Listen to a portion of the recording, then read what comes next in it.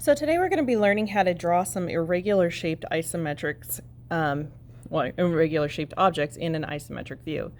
On this first exercise, we're given a top and a front view of a very peculiar pyramid type form. And we're going to start it off just like we always do with a glass box. So we have been given our starting point right here. And I'm going to use my 30, 60, 90 degree triangle to help create this. Using my 5H pencil, I'm going to start extending those boundaries for my glass box. Remember that the 5H pencil is your hardest graphite, so you're going to have the lightest lines. Okay. Next thing we're going to need to do is figure out the total height, the total width, and the total depth of the object. On the drawing, they've helped us identify the total height, which is going to be line C. So I am going to use my dividers, and I am going to transfer that information, okay, making sure that the dividers don't spring open or closed. Okay, and once I have that set, I can pick it up and make a small dot, tiny little pinhole, and that is going to represent the height of my glass box.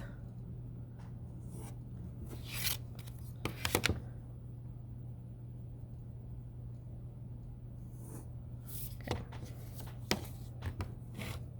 The width is the distance from left to right or right to left, and that is also shown on the front view. The total width of the object inside the glass box is represented by this bottom line, and that's going to go on this side over here. So I'm going to make sure that when I'm putting in my dividers, I'm doing it at the very tip of the line and the very tip of the other line. There we go. I'm going to transfer that to my glass box.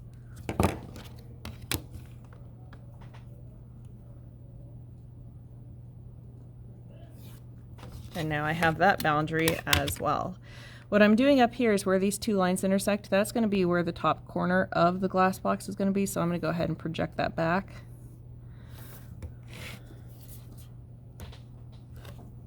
Okay. And finally, I need the total depth, the total distance from the front to the back.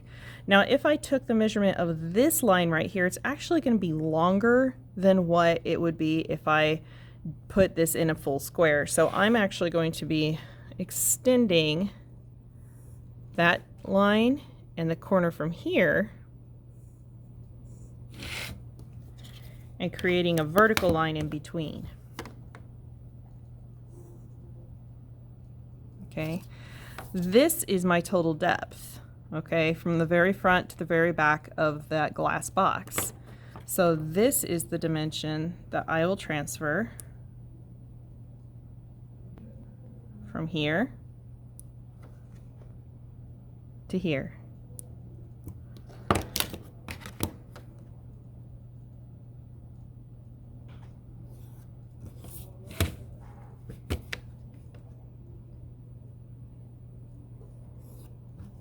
Okay. So I try to usually start out with my glass box whenever I draw anything. There are a few exceptions to the rule, of course, just like when you're speaking English, there's exceptions to every rule. But for the most part, this is where I like to start all of my assignments or all of my drawings. When I'm looking at the physical shape that's going to go inside of this glass box, I see that most of the data is down at the bottom. So there's 1, 2, 3 points that are on the bottom of the box and only the 1 point that's on the top. The only one of these points that lands in a corner anywhere is this back point right here, which is represented by this spot here. So we need to find this point, which is along the front edge, and its distance from right to left is distance B. So I am going to take that dimension. There we go.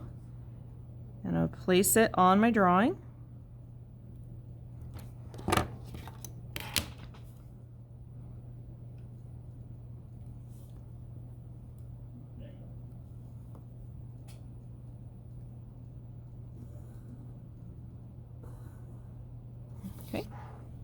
And that is my first line, which represents this here or this here. Okay. The next point is not on the front most of the box. It's actually back a bit. So I'm going to need to create that back edge at the bottom of the box. Using my 5H pencil, I'm just going to take this corner, extend it back, okay? And now I'm going to take this measurement of measurement A from the front of the glass box to that point, and I'm going to put it on this 30-degree line here.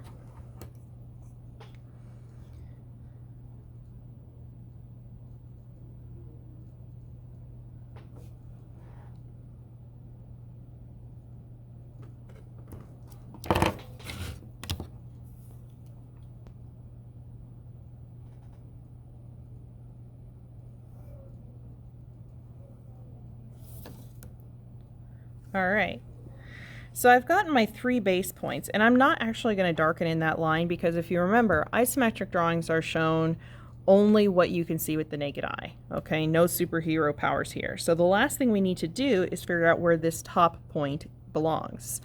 Okay, we're going to need to measure from left to right, okay, from this corner over to find the location.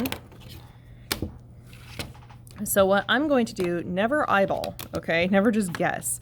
You want a perfectly straight line, and we're going to project this point down vertically. Okay.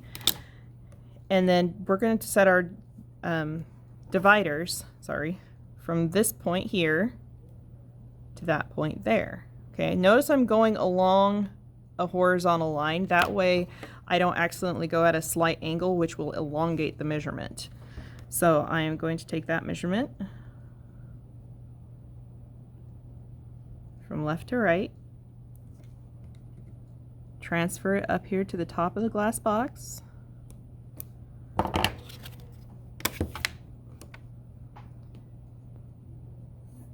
and bring that back. So how far back from the front of the box? Well, we can extend that point horizontally to that vertical line that we used to create depth. And now I can take the measurement from here to here. Put it on the right side because that's the one that's showing depth in our drawing.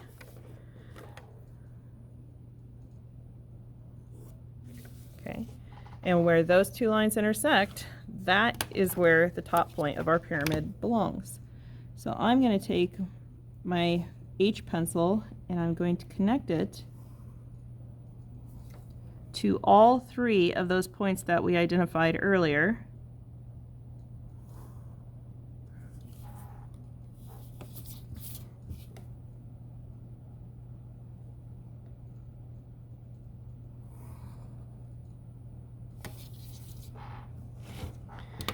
And there you go.